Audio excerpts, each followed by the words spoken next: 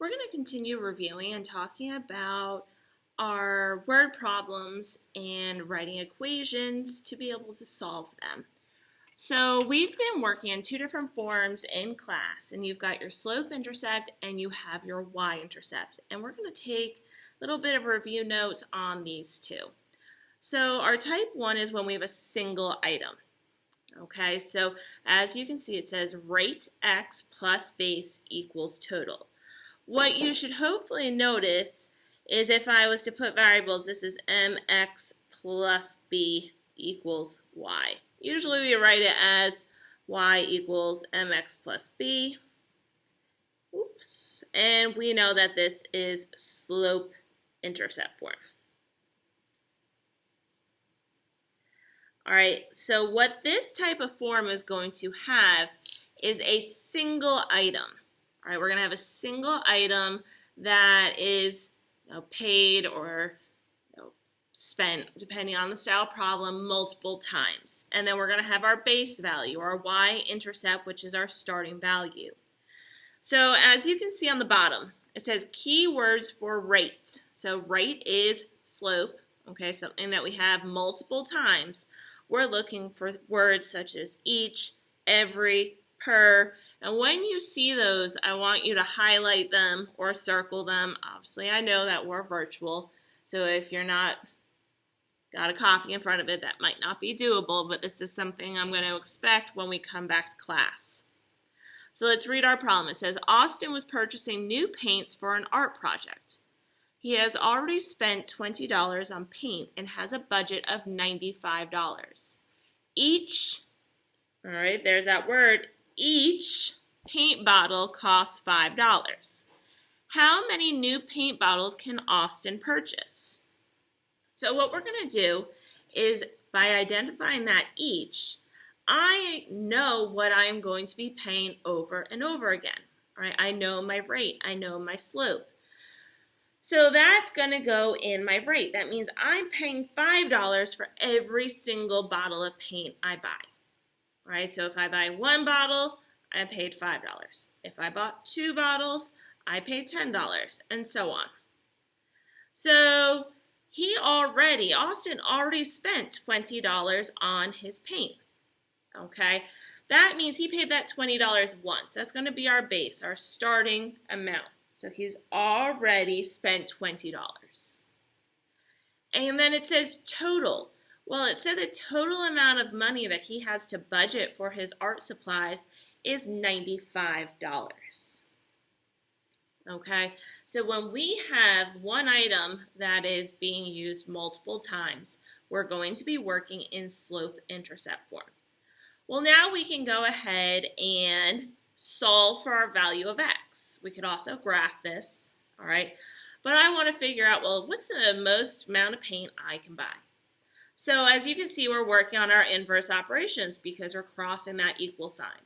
So we're going to go ahead and subtract 20 from each side. That means these have canceled out. They're inverse operations. And I'm left with 5x, all right? 95 minus 20 leaves you with 75. All right, I wrote the x twice. I apologize. Ignore that. I'm so used to writing it myself. All right, so now we're going to go ahead and we divide. We need to get rid of that leading coefficient. So we're going to inverse. We're going to divide by 5 on each side. So 75 divided by 5 is going to give us our total amount of paint that we can buy, which is 15. Okay, so if I asked you to explain what this answer means, okay, it's not just 15, right? It could be 15 puppies, 15 miles. We want to make sure we explain our answers. So how many new paint bottles can Austin purchase? I want you to put something that identifies what your answer is. So 15, all right, paint bottles. So that's when we're working in a problem that is in slope-intercept form. So what we're going to go ahead and take a look at is the next style, all right, that is going to be when I have two quantities? Okay, so if we take a look, we have rate X plus rate Y equals our total. Again, hopefully this starts to look like another linear equation we have. AX plus BY equals C. And this is our standard form.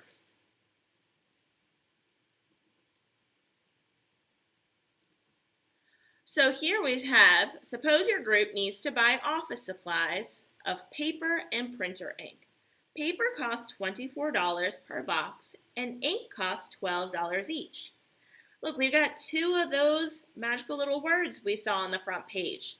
We have per and we have each. Okay, your group has $96 to spend. So you notice that I have two different rates. Okay, I have two things that I am going to purchase over and over again. I have paper and I have ink. Depending on how you write it, okay, I want you to define your variables, and this is important as we shift into systems in a future unit. So if I go ahead and I fill in 24 here. 24x, that means x is now representing paper. Plus, okay, 12y. So y is representing how much ink I am going to buy. And then we said y, after our equals, we have total. The total budget that we have to spend on office supplies is $96. So for this one, I have us finding our x and y intercepts and graphing. Remember, when I am looking for my x-intercept, I am going to plug 0 in for y. And when I am looking for my y-intercept, I am going to plug 0 in for x. So we go ahead and set up our problem. So we have 24x plus 12 times 0 equals 96. This cancels out. 12 times 0 cancels out. And I am left with 24x equals 96. That is my goal. When I finish this, I want to have the variable representing the intercept I'm solving for. Divide each side by 24, and we get x is equal to 4. So my intercept is 4, 0 for my x-intercept. Now we do it again for our y-intercept. 24, instead of x, I have 0, plus 12y equals 96. Again, when we multiply by 0, it cancels out. I have 12y equals 96. Divide by 12, and we get y is equal to 8. So I have 0, 8 as my y-intercept.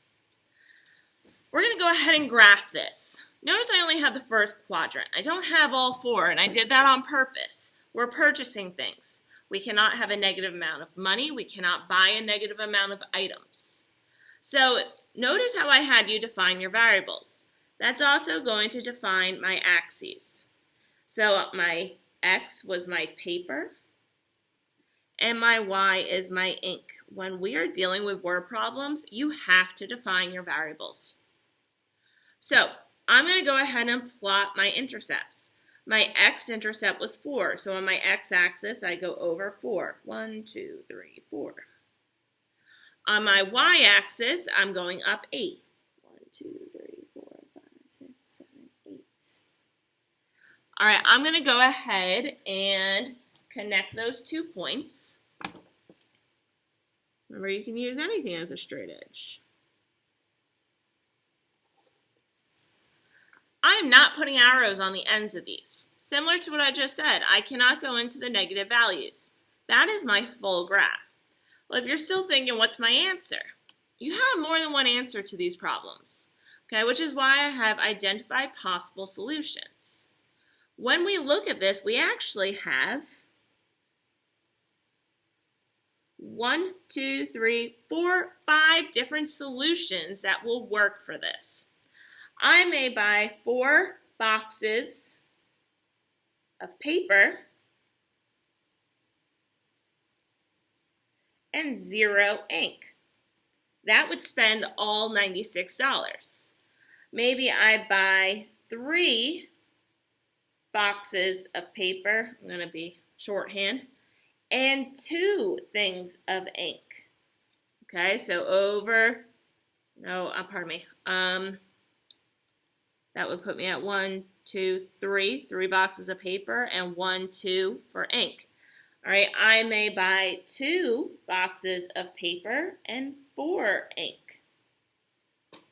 I may buy 1 box of paper and 6 things of ink. Or maybe I buy no paper and I buy 8 things of ink. So with these, you're going to have different solutions.